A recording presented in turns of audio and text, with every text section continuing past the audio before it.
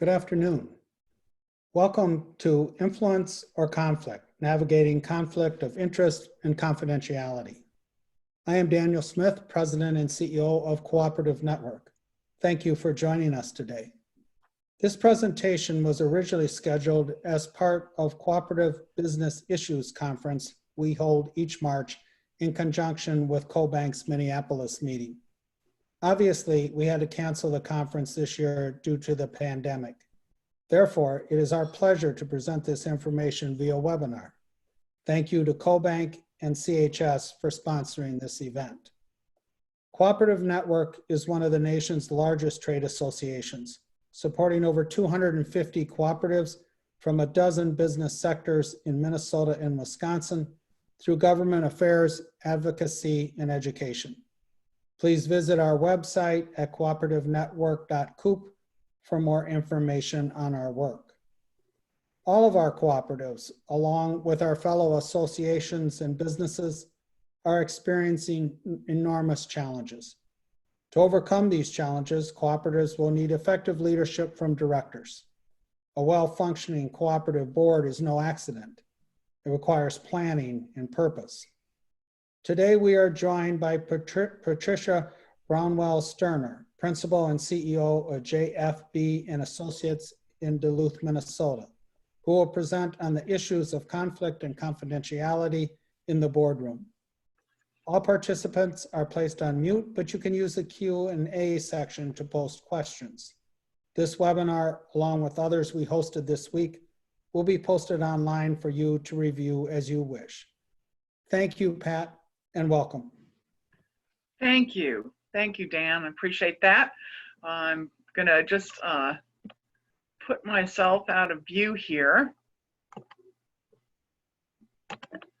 Well, thank you. And thanks again for the invite to speak on the webinar since we were not able to meet in person in March. I do hope everyone's staying well and safe. It's a difficult time, I think, for all of us, and we're all finding ways to do new routines and meet with each other, and take care of ourselves and our families and even our pets. And I have to tell you, before COVID, my let's see if I can move the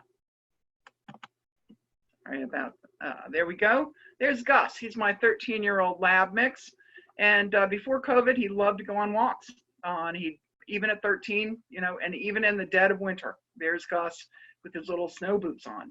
Now, because I'm home all the time, I think he wants me to go back to work because he can hardly get off the couch. There he is, snuggled with his little blankie. So as we go through this, think about Gus and the fact that he's snuggled on his blankie right now. Glad that I'm actually working and not making him go for yet another walk. So the underlying theme for today really is, and I want you to think about this as we go through the presentation, is really about leadership. And I really love this quote from Jim Collins, who wrote Good to Great, but he also wrote a smaller book, Good to Great for this and the Social Sectors.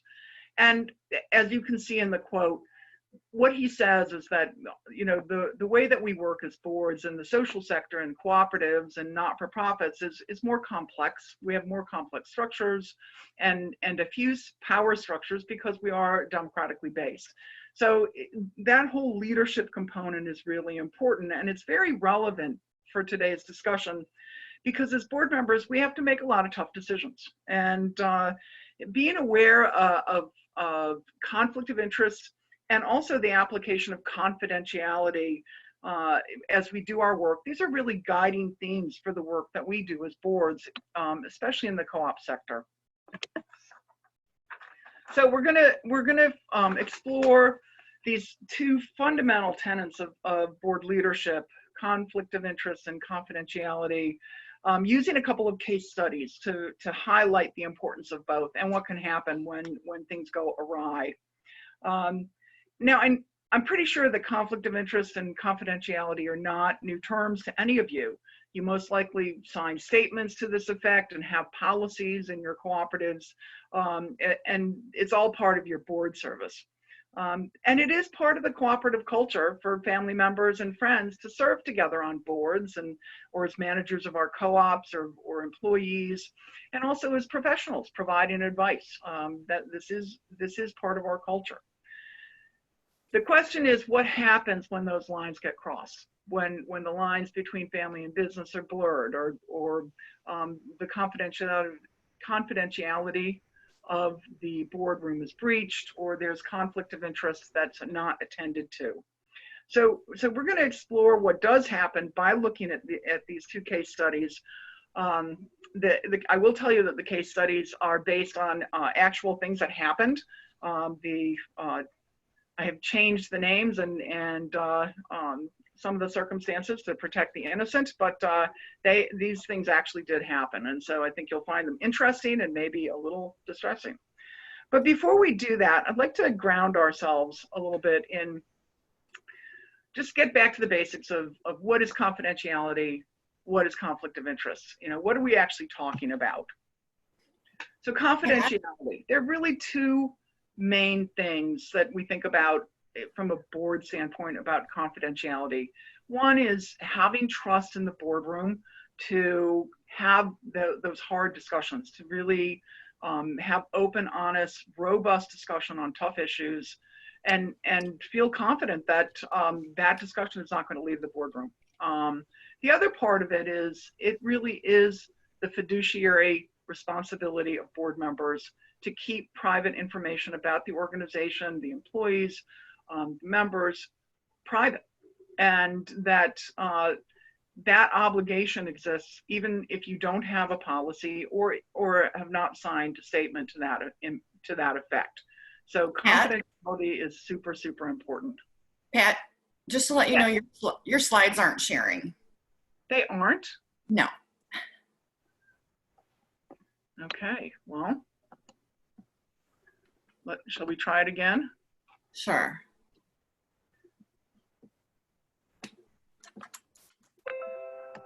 Let me pull up Zoom.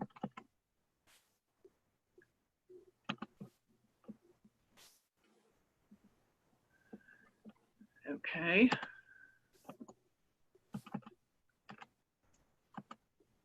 Well, it is not pulling up for me, so hang on one second.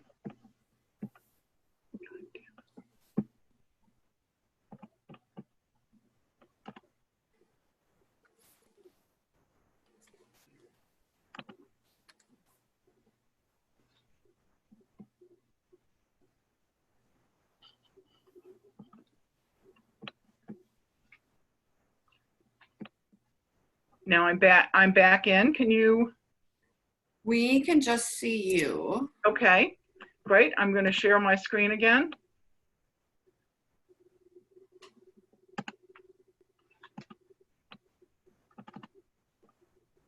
All right. There we go. All right. Thank you. My apologies about that. And I'm sorry, this is not the, hang on. I don't know what happened to my,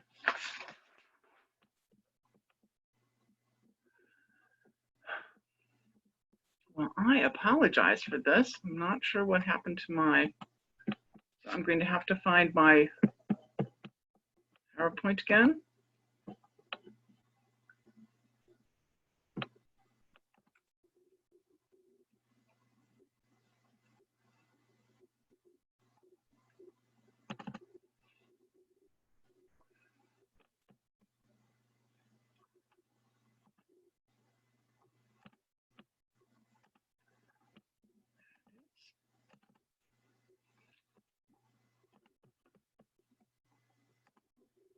All right, now is that showing? Yes, you're good to go. Thank you. I do apologize. Oh my goodness, I don't know what happened, but so were any of the screens showing? No, not until just now. Okay, so we're going to flip through them so you can see my dog as he's ready to walk and as he's passed out. The leadership slide from Jim Collins. And what we're talking about today, what happens when those fine lines are crossed between family and business, and they become blurred. And also our definitions about conflict of interest and confidentiality. And I will just repeat a little bit that with confidentiality, it's about trusting in the boardroom and being able to speak directly without fear that that will leave the room. And it's our fiduciary responsibility as board members as well. And conflict of interest, what is it? Well, I think we all have a good idea about what it is, but it really, from a board standpoint, it's about being very, very focused on whether the decisions you're making provide personal gain or over a betterment of the cooperative. So these are things that we will, as you'll see in the case studies, that will be illustrated a little bit more clearly. Okay, so let's take a look at our first case study on confidentiality. And again, these are all circumstances that actually took place and I think highlight some of the issues that happen around when those lines are blurred. So, and I'm going to give this to you in sort of a story form, and you can follow along with the slides, but I think the story form is a little bit more effective. So here's the story. The board of a small cooperative association, they received a whistleblower complaint about their CEO, who was also a longtime friend of many of the board members, which is very usual. So, you know, upon the advice of legal counsel, the chair convened the board to discuss the complaint, its legal implications, and next steps. After much hard discussion, the board voted to place the CEO on administrative leave. And this was after some very, very in-depth discussion and concern, but they made the decision to place the CEO on administrative leave so that in order to conduct a third-party investigation. And that was to either substantiate or disprove the claims in the complaint. And this is very typical process when a whistleblower complaint happens. Well, the board vote was not unanimous. In fact, there was one abstention by a board member who had a long standing relationship with the CEO, who thought the complaint was not serious and didn't agree with the decision to place the CEO on leave or conduct an investigation. So there's one dissenting voice. So before the board meeting ended, the entire board did sign confidentiality agreements and were cautioned by both the chair and the legal counsel to maintain confidentiality to protect the organization, the board, and the CEO in going into the investigation. Okay, so throughout this investigation and reporting process, the board held several meetings, both electronically and in person, and they exchanged brief emails about the issues and the decisions they would have to make. The reports were sent via confidential email, and the board was continuously cautioned not to share any of the information outside of the board. So the investigation concluded, finding no legal malfeasance by the CEO, but they did validate that there were leadership and culture concerns. So the board deliberated again on next steps, and they decided, after quite a bit of deliberation, to reinstate the CEO with very specific expectations around leadership skills and building the culture.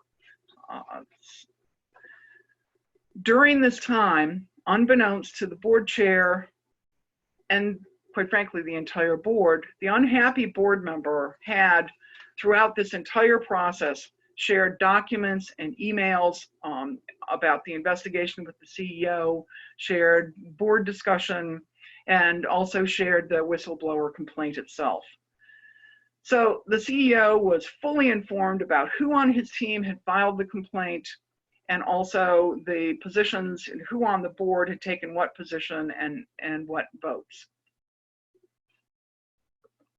All right, fairly alarming that happened. So what happens is the CEO returned to the organization, and then within 3 months of his return, he fired 2 employees and demoted a third. Now, each of these employees had been involved in the whistleblower complaint. As you can imagine, the consequences from this breach of confidentiality were pretty severe. The 3 employees, because even though there had been no legal malfeasance in the original complaint, what happens is retaliation suits become sort of go up on the priority list of legal concerns. And that's exactly what happened. The 3 employees, all of whom were on the senior team, filed lawsuits against the co-op, this cooperative association, and the board because of retaliation. Those claims were upheld, and they caused settlements that pretty much wiped out the association's reserves. And I'll talk a little bit more about D&O policy in a bit, but the reserves were definitely depleted from the settlement. Okay, so now it's really going to be, now it's really for the co-op association, what happens from here? I mean, this is sort of a disaster. Well, what happens is the CEO gets fired, and what beyond that, once he's fired, is between his dismissal and his firing of the other 2 senior team employees who do not want to come back, the association is left with leadership void. Additionally, this, a lot of this now gets out. The membership rises up and says, we have no confidence in the board anymore, and they ask the board to resign, leaving the association in chaos as they work to get a new board, rebuild the leadership, and keep members in the association.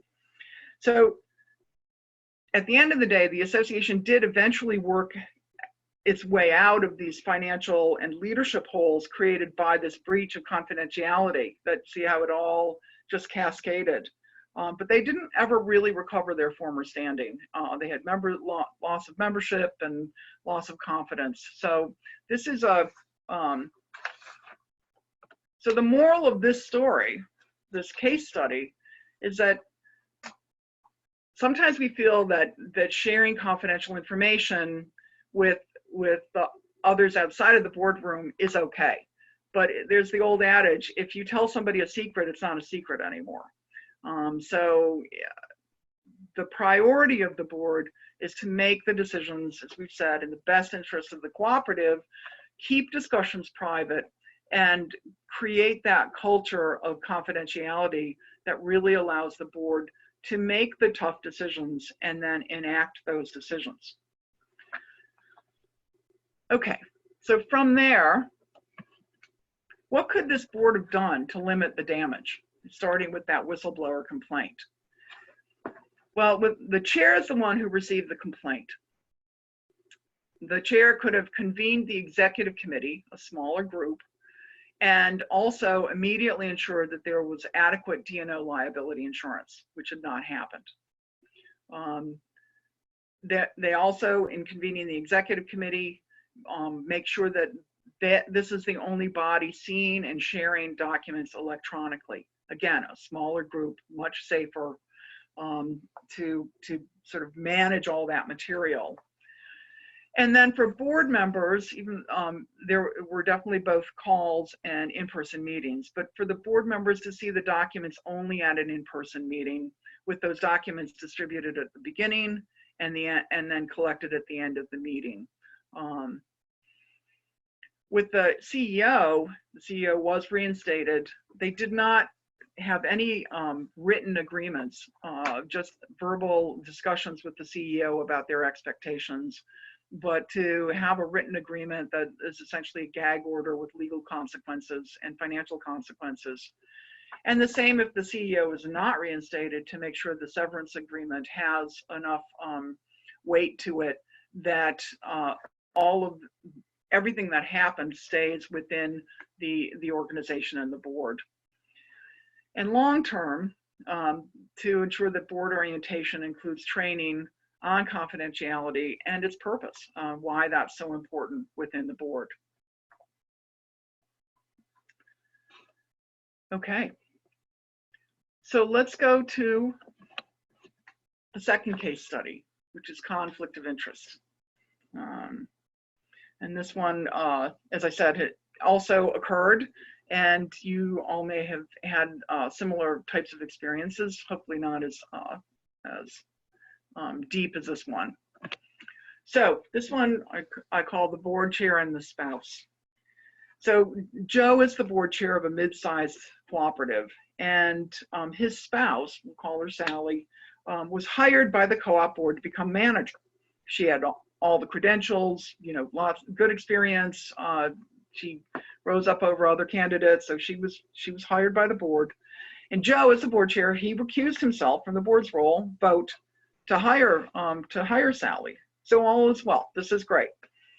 And Sally gets into the manager position in the first month or two, and she makes some improvements, and she's doing a good job. So what's the problem? It sounds like there's no problem here. This is how it's supposed to be. Well, the problem is Sally was unhappy with her compensation, even though she had agreed to the salary and benefits upon accepting the position. And here's the bigger catch. Before she accepted the position, she and her husband, Joe, the board chair, had agreed that once she was in, that they would push to have the compensation increased. And even though that was in conflict with current personnel policies, Joe in particular felt confident that together they could convince the board to change the policies and the comp plan. And I think part of it was thinking, well, we're doing it not just for Sally, but for the entire staff. This will be a good thing to do. So at her third co-op board meeting, in her manager's report, Sally noted her concerns about the co-op's compensation plan and recommended a full comp review to ensure that all the salaries and benefits met market standards. So the board, looks at this and says, well, this is a reasonable recommendation. This is a good idea. So they authorized Sally to move forward with the comp review. And they formed a compensation review committee from the board to work with her on the project.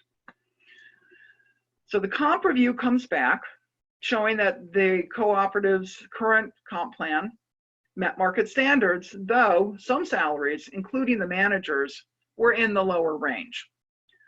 Still, the board at that point considered the manager's salary fair, considering that she was still pretty new and had yet to prove more long-term value. Now, Joe disagreed, obviously, and with Sally as the manager, they began to lobby individual board members to reconsider this whole issue with the argument, and in particular the manager's pay, with the argument that if Sally left because she was unhappy with the compensation that she had and she had to wait a whole year and maybe wouldn't see increase even then, that if they had to replace Sally, that the co-op would lose time hiring another manager and would probably have to pay a higher market rate anyway in getting somebody else in. So even though Joe actually recused himself from votes along this compensation review journey that the board was on, he didn't stop lobbying other board members to vote in favor of increasing Sally's compensation. Okay, so where are we? What happened? At the final board vote on the compensation package, so understand that all of this stuff is going on behind the scenes. All these, non-board meeting discussions are happening. So at this final vote, the board voted not to raise salaries, but to review the comp plan annually and provide increases, as they had been doing, but sporadically, to put it into policy and provide increases based on merit and cost of living. The board, however, also discussed what had happened during this entire process, and in particular that Joe as board chair and Sally as manager had inappropriately tried to influence the board on changing compensation, and in particular changing her compensation. So what happened? Joe was asked to step down from the board, which he did. Sally was placed on a 3-month corrective plan, and she ultimately stepped down from the manager position. And the board ended up hiring a new manager at the same compensation level who didn't have any ties to any board member. So what's the moral of our story here? We like to, especially in cooperatives, and I've been in cooperatives a long time, we like to hire family and friends. We look at hiring family and friends because it does bring a certain comfort level and confidence because we know them, and we also, that is part of our culture. However, there's a fiduciary responsibility to be very careful about hiring those we know, those who are friends, those who are family, because those decisions may not benefit the cooperative. They may benefit either the person or the board member who's making that decision. So what could the board have done better to manage this pretty difficult scenario? Well, they needed a clear personnel policy about nepotism, and they didn't really have one. So that was one thing that would have helped to guide some of the decision making. The other is that sort of self-policing of inappropriate board behavior. So think about this, that for 30 days in between these board meetings, there was a lot of individual lobbying going on that just kept going on till the next board meeting. Self-policing from a board standpoint means that first moment of inappropriate behavior needs to be reported or talked about to the chair and shut down pretty quickly. That would have really helped to forestall some of these things that happened. Now, Joe was the chair. Who do you go to? You go to somebody on the executive committee. They didn't have an employment agreement with the manager. And this is something that I see quite a bit. Having either a contract or an employment agreement is really important to lay out just what the expectations are. And then, as they agreed to do, conduct independent annual compensation reviews. And I say independent in that the board really, in many ways, takes the lead on this, obviously with support from the CEO or the manager, but to have their own independent review, whether annually or biannually, to make sure that the co-op is staying, is really keeping talent by ensuring that they're paying market rate salaries and benefits.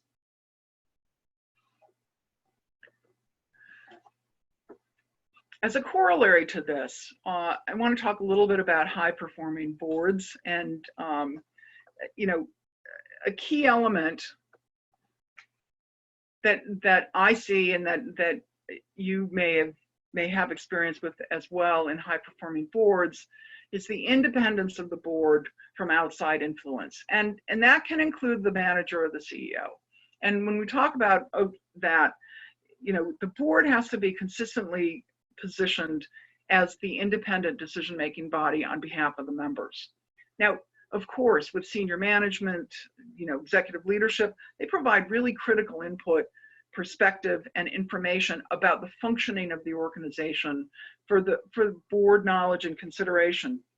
But at the end of the day, as Jim Collins said, leaders in the not-for-profit cooperative world have to make the hard decisions. So the board has to make the hard decisions based on this very complex membership governance structure.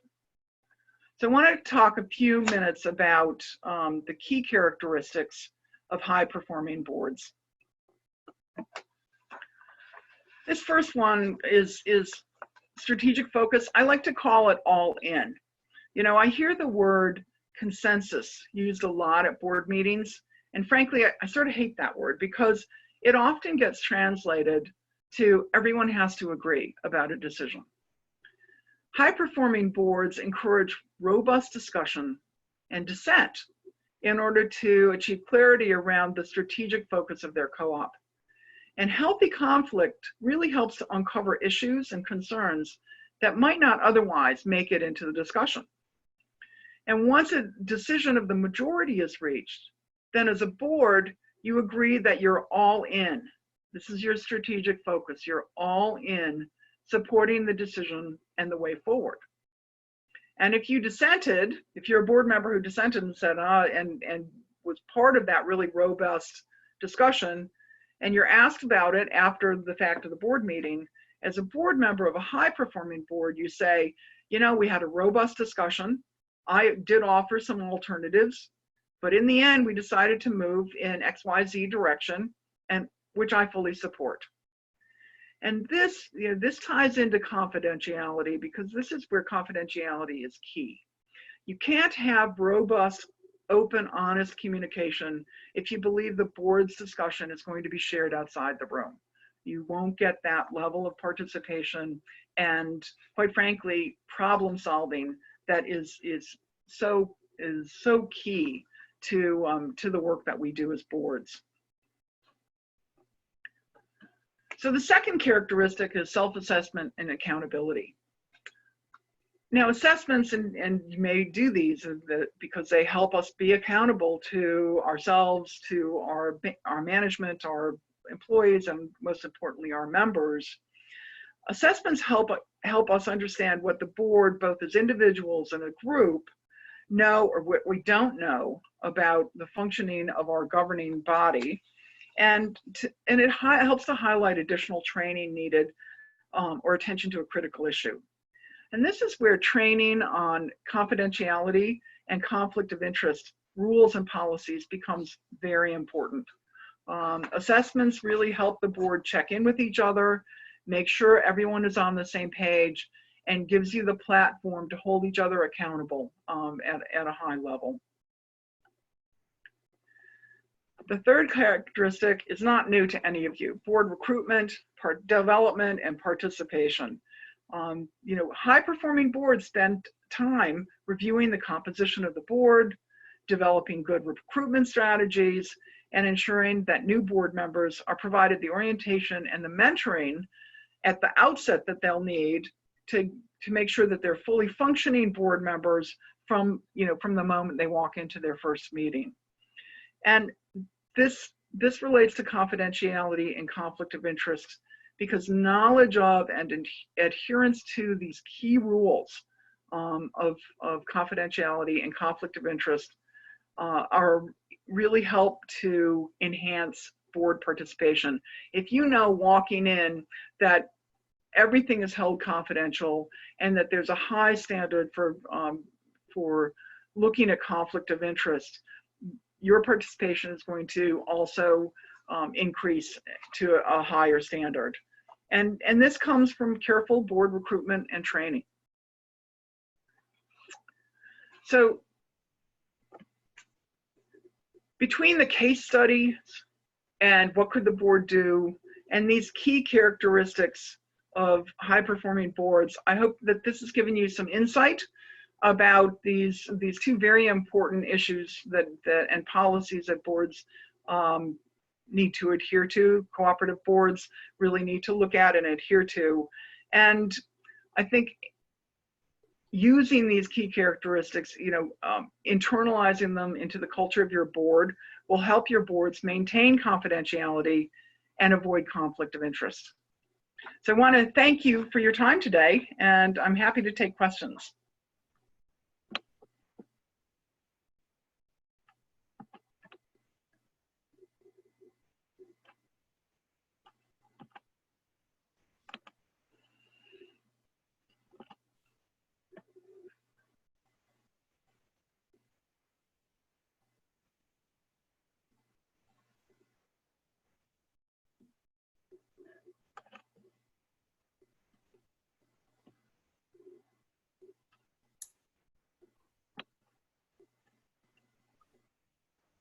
Do we have any questions?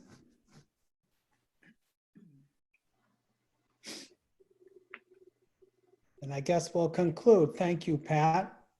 And I also want to say thank you to our sponsors, CoBank and CHS. Pat, your message really holds particular significance for us as we work cooperatively to restore our commerce in the face of this pandemic, the setback that we are all experiencing economically, socially, and culturally across our country. And it is going to take this type of leadership and cooperation from all of our boards to restore what we had just several months ago. So we really appreciate your message and you joining us today. Thank you. Thank you to all of our members. Be safe, be well. Pat, we do have a question, actually. Oh, okay. It says, in the first case study, How did the organization find out about the communication between board member and CEO? Great question. So the board member who had provided the information to the CEO, actually towards at the end of all of this, after the board had voted to reinstate the CEO, said to the board chair, see, now I told you that there was not a problem, and you know, I've talked with the CEO to make sure that he understands that he needs to take care of the issues that were in the whistleblower complaint. And I actually shared that with him so that he knew what he was going to be having to do. And so what came out, and this is after everything happened, and they, you know, voted, they're going to reinstate him, the whole bit. This is and the CEO's back in, the board chair, and this is how it happens. Having a drink. I mean, the board member having a drink of the board chair brings this all out. And by then it was way too late because the folks had already been fired and it was a mess. So that's how they found out.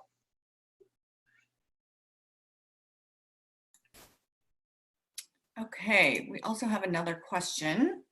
What is your thought process on certification for board members? Certification of, and I'm going to make the assumption, certification in all areas of governance. I mean, I think that's, you know, having come from credit unions in particular, where board certification is a big part of the regulatory process. I think it's really important, and I think it's a great idea for board members to be certified in understanding the policies and procedures that that protect the co-op. So being able to access certification courses that ensure board members understand the value and the consequences of things like conflict of interest and confidentiality, I think is a very important thing to do.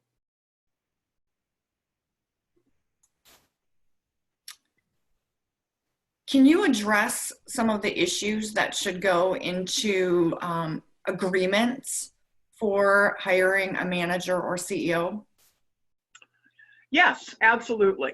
So there are a number of elements that go into an employment agreement or a CEO contract that, you know, are around duties and responsibilities, compensation, severance, board action, if, you know, either dismissal with or without cause, things like, you know, benefits. Are the benefits different from what the entire co-op gets? That does happen.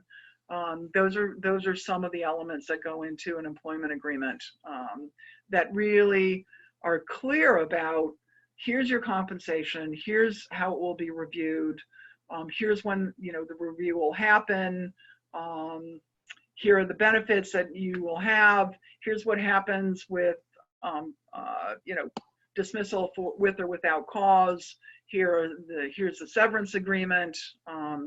So you know, an employment contract can be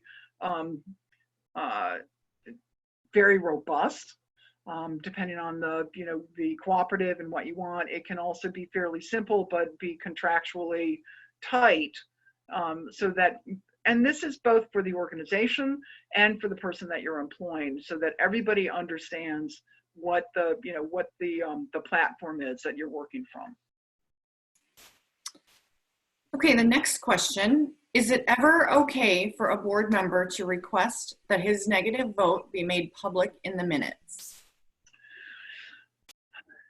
Well, board votes, absolutely. That you know, boards can say yes or no, and I'm thinking that maybe they want to have the person named in the minutes.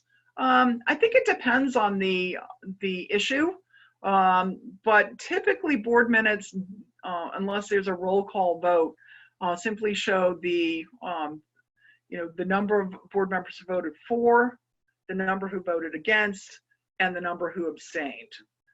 That's more typical in board minutes that happen. Now, a board member can request that, and that would be that's up to the board to decide if that's what they want to share. The thing that I would say about that, though, is going back to that concept of strategic focus and all in. You want to be able to leave the board meeting after a tough discussion and a hard decision with everybody all in, supporting the final decision. And I think in the minutes, if you start outlining who voted against, even if that board member supports the decision, I think it undermines that a little bit. Okay, we also have another question. Okay. Should the executive board have? Sorry, could you repeat that, Chris? How much power should the executive board have? As in the executive committee, I would imagine they're asking. Here's my take. This is my take on governance and with executive boards. The board imbues the executive board with authority to do whatever they want the executive board to do. The majority of time, the executive board is sort of the first line of defense, vetting issues, and especially difficult issues like a whistleblower complaint, but not making decisions on behalf of the board, but bringing that information distilled to the board for larger discussion. So I think, in my experience, executive boards can be given certain authorities to act on organizational or governing issues that the board feels comfortable giving them the authority to do. But with big issues like personnel or budget, finance, it's much more typical for executive boards to essentially do the work and bring it back to the full board and require a full board decision.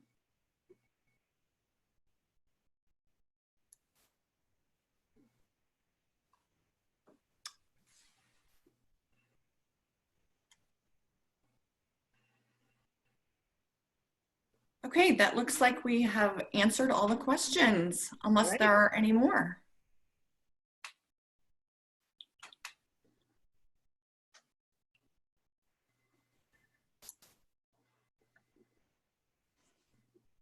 Okay, then I guess we'll conclude. Thank you for those wonderful questions. Thank you for a wonderful presentation, Pat. Thank you everyone for joining us today, and stay well. Thank you all.